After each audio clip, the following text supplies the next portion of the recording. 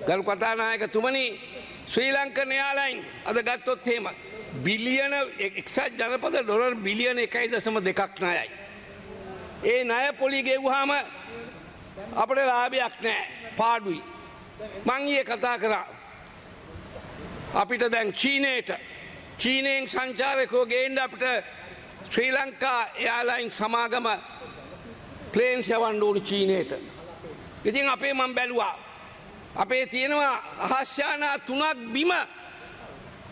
ඇයි එන්ජින් 3ක් කැඩිලා මාස ගාණක් තිස්සේ අපිට එන්ජින් 3 හදාගන්න සල්ලි නැහැ.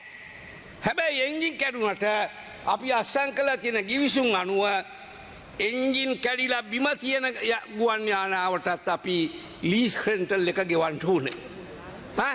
විශාල ගාණක් ඒ ගාණ අපි ගෙවන්න ඕනේ. මේවා තමයි අපි අස්සම් කරපු ගිවිසුම්. මං හැවයි එහෙම ගිවිසුම් අස්සම් කරේ. ඒක තමයි ඒගොල්ලෝගේ කොන්දේසි. අපිට වෙන තැනකින් ගන්න බෑ.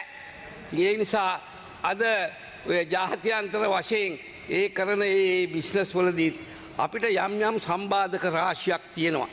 ඒ නිසා තමයි අපි කියන්නේ රජයට බිස්නස් කරන්න පුළුවන් කමක් නැහැ.